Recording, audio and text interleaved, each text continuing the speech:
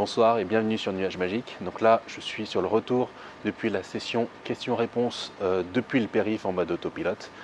J'ai essayé de conduire la voiture jusqu'à arriver à un niveau de charge très bas. Donc là, je suis arrivé à 0%. Et maintenant, le but, ça va être de recharger jusqu'à 100%, sachant que j'ai un compteur d'énergie sur ma borne. Donc je serai capable de voir combien d'énergie je dépense pour arriver de 0 à 100%. Donc ça va me permettre de bien dire combien ça coûte pour une charge complète et ça va me permettre aussi d'essayer de mesurer la capacité de la batterie à l'erreur près des pertes qu'on aura au moment de la charge. Voilà. Donc là, on va entrer dans la voiture, je vais vous montrer comment ça se passe quand on arrive proche des 0%.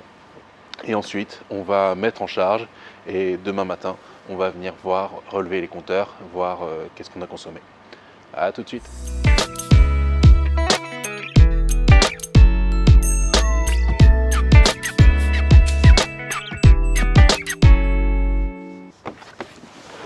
Bon, alors comme je l'ai dit, je suis à un niveau de charge vraiment très bas.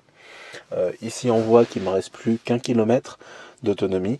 Et si je lui dis de rentrer chez moi, il me dit que j'ai pas assez d'autonomie, qu'il faut que je fasse un arrêt pour me charger. Donc si jamais je passe en mode affichage énergie, là on voit qu'il m'affiche bien 0%. Donc je vais rentrer chez moi et on va se mettre en mode recharge en espérant qu'il n'y ait pas de souci entre là où je suis maintenant et chez moi pour rentrer. Donc déjà, je bascule en mode D. Ok, c'est bon, a priori la voiture est prête à démarrer. Si jamais je mets une destination, au hasard, là on me dit recharge nécessaire pour atteindre la destination. Bon, après c'est un endroit qui est quand même un peu plus loin. Mais voilà, juste pour que vous sachiez comment ça se passe quand on n'a plus de batterie. Le véhicule prévient qu'on doit charger pour arriver à destination. Je vais rentrer chez moi, je vais me poser, je vais mettre tout le nécessaire pour pouvoir charger et je relance la vidéo. A tout de suite. Alors ça y est, je suis sur ma place de parking, je vais mettre le véhicule en charge. Là, vous le voyez, il est toujours à 0%. Donc ça représente bien le minimum de niveau de charge qu'on pourrait utiliser en restant raisonnable et en prenant la route. Et ici, vous voyez, c'est toujours ma même application pour suivre la consommation sur ma borne. Et on voit en haut, Consopart, c'est l'index de consommation. Donc je vais le relever, je vais l'enregistrer. On va charger jusqu'à 100%. Et ensuite, on verra quelle était la consommation entre 0 et 100%.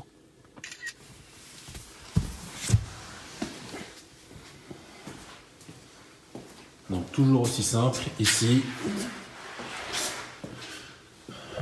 on a juste à prendre le câble, on appuie sur le bouton, ça ouvre la trappe, on branche, on attend que le bouton devienne vert, on est vert, la charge va commencer, on va regarder combien de temps il nous affiche pour la charge.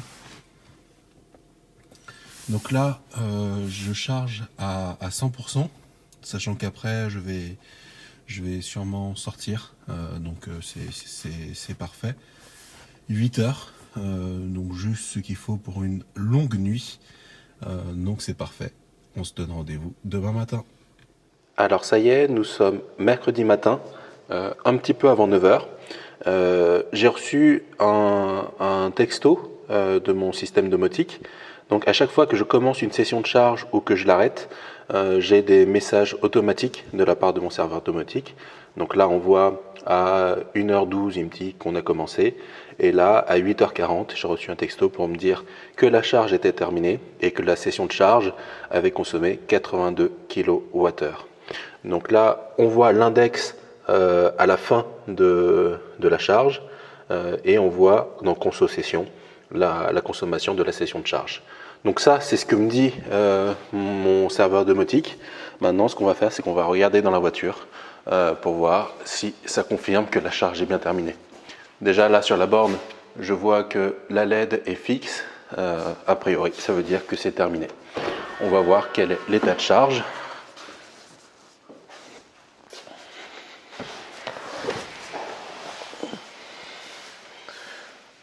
Voilà, donc on est à 99%. Depuis semaine dernière, juste avant mon long trajet pour Trouville, j'avais essayé de charger à 100%. J'ai pas réussi.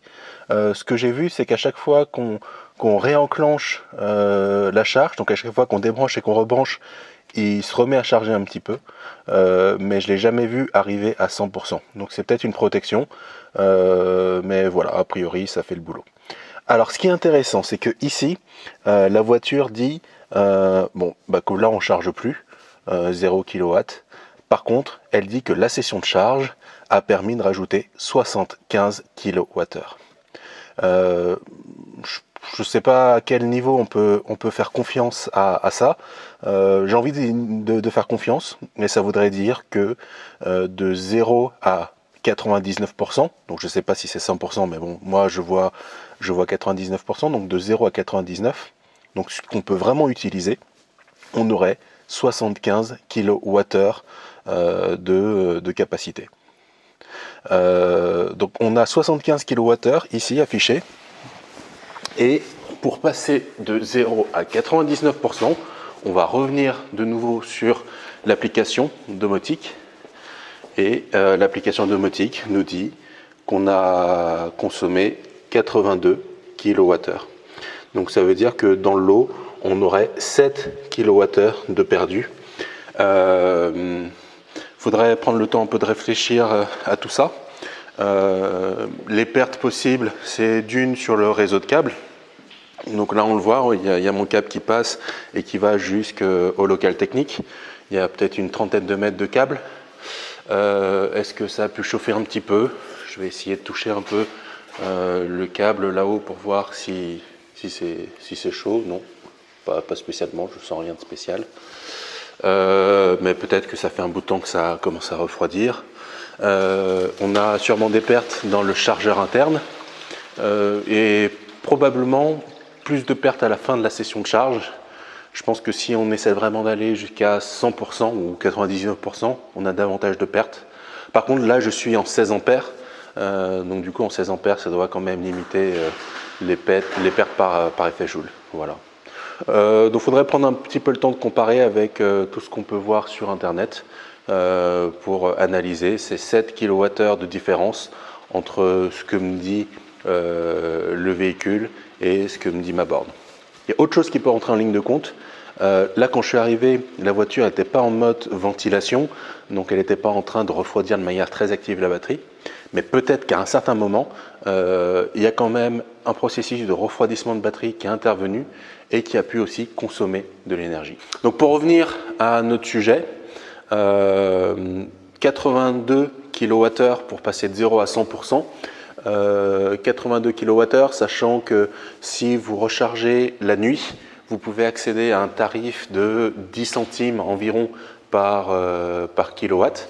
Donc voilà, ça voudrait dire qu'une charge complète, ce serait 8,80 €, mais vraiment une charge complète de 0 à 100%.